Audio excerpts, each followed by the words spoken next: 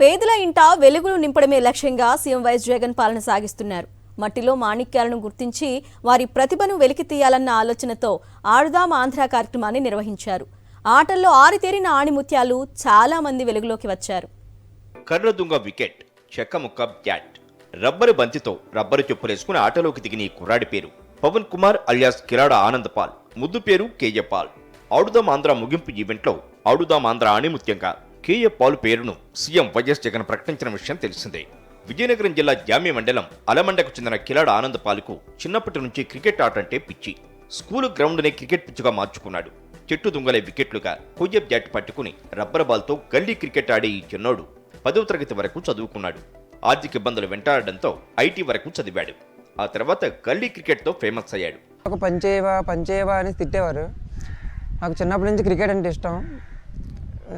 10 years ఉండేటప్పటి నుంచి cricket ఆడుకొని వచ్చాను. వీళ్ళు తిట్టడము కొట్టడము జరిగేవి, కానీ నేను కూడా వెళ్తాను చేస్తానని చెప్పి అలా క్రికెటే పట్టుకునేవాడిని.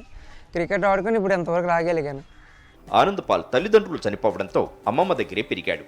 క్రికెట్ ఆటపై మక్కువ పెంచుకోవడంతో ఎప్పుడూ గ్రౌండ్లో ఉంటామేంటని అమ్మమ్మ చీవాట్లు పెట్టేదట. అయినా సరే అమ్మమ్మకు టోకరా ఇచ్చి క్రికెట్ టోర్నమెంట్లో ఆటలాడేవాడినని చెప్తున్నాడు. చిన్నతనం నుంచే పేదరికంలో పెరిగిన ఆనంద్ పాల్ అమ్మమ్మకు ప్రభుత్వం ఇచ్చే వృద్ధాప్య పింఛన్ 3,000 రూపాయలతోనే తాము జీవించేవారమంటున్నాడు. అంటే అమ్మమ్మ పెన్షన్ డబ్బులే యాక్చువల్గా. నేనైతే రాపి ఇచ్చేవాడిని కాదు, మాకు ఎవరు ఇచ్చేవారు కాదు. అమ్మమ్మ పెన్షన్తో అలాగా పెరిగాను. యాక్చువల్గా అయితే ఇంతవరకు రాగలిగానంటే మా అమ్మమ్మ పెన్షన్ డబ్బులతోనే వచ్చాను. నేనైతే ఇక్కడికి బయట మ్యాచ్కి వెళ్ళానంటే చెప్పేవాడిని కాదు, ఫుడ్ కూడా తినేవాడిని కాదు. జస్ట్ అంటే బయటికి వెళ్ళానంటే నన్ను ఒకటి తీసుకొని వెళ్ళేవారు, వచ్చి నన్ను పికప్ చేసుకుని వెళ్ళేవారు. అటు నుంచి వచ్చేటప్పుడు కూడా ఎక్కడికి వెళ్ళావంటే ఎక్కడికి వెళ్ళలేదు, ఇక్కడే ఉన్నానని చెప్పేవాడిని. అంటే చిన్నప్పుడు డాడీ చనిపోయారు, మమ్మీ రీసెంట్గా ఒక 2 years బ్యాక్ చనిపోయింది మమ్మీ. అప్పటి నుంచి అమ్మమ్మ దగ్గర పెరిగాను. అలాగే పెద్ద మామయ్య చిన్న మామయ్య ఇది చూసుకునేవారు. ఇప్పటిదాకా అలాగా జీవితం మొత్తం అలా గడుపుతూ వచ్చాను ఇంతవరకు.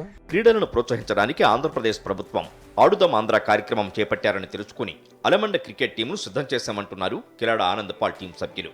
ఫైనల్గా రాష్ట్ర స్థాయి పోటీ విశాఖపట్నంలో నిర్వహించినప్పుడు ఏలూరు టీంతో తలపడి ఓడిపోయామని వీరంటున్నారు. ఈ క్రమంలోనే చెన్నై సూపర్ కింగ్స్ ప్రతినిధులు సెలక్షన్లోకి కిలాడ ఆనంద్ పాల్ ఎన్నిక చేయడం, ఆ విషయాన్ని సీఎం వైఎస్ జగన్ ప్రకటించడంతో అంతులేని ఆనందం కలిగిందంటున్నారు. నమ్మశక్యంగా లేదు.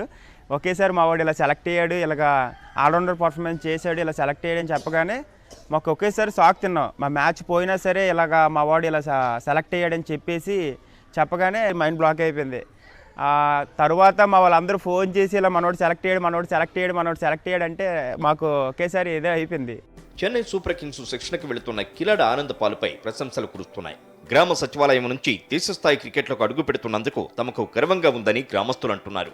ఈ చెన్నై సూపర్ కింగ్స్ వాళ్ళు ఈ కుర్రాడిని కిలాడ పవన్ కుమార్ అనే కుర్రాడిని అత్యుత్తమ ప్రతిభ కల్పించిన కారణంగా అతన్ని సెలెక్ట్ చేసి తర్ఫీదు ఇవ్వడానికి పూనుకున్నారు.